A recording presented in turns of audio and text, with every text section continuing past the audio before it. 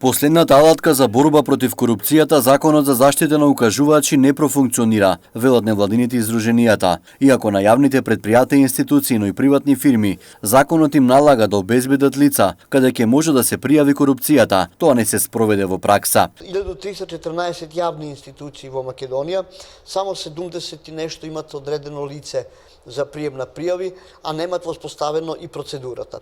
Тука спаѓаат и многу големи и сложени системи и министерства, да речем Министерство за внатрешни работи вработува на над 12.000 лица.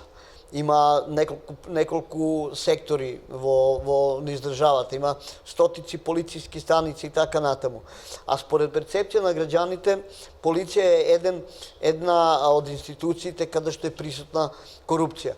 Меѓутоа, на ниво на целото министерство е одредено само едно лице за прием на пријави, кое меѓу другото треба да ги обава и другите работи, као што се професионални стандарди, криминалистика и така натаму. Плюс не е обезбедена максимална заштита. Што се подразбира под максимална заштита?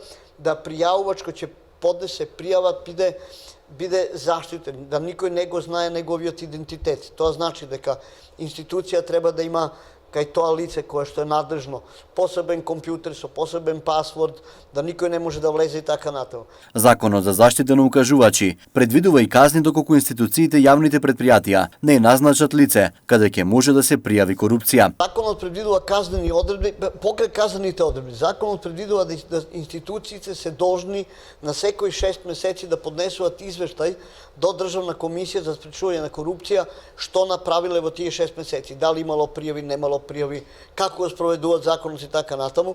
За жал до сега ни една институција не е поднела таков извештај, а Државна комисија за спречување корупција до собрание е должна да поднесе извештај, она до сега поднела само еден извештај. Предвидени се казнените одредби за непочитување на законот и тие се доста сериозни. Се работи за новчани казни за одговорни лица до 6.000 евра, меѓутоа до сега не е изречена ни една казна. Тоа све укажува дека се уште не постои доволна политичка волја да се реализира овој закон.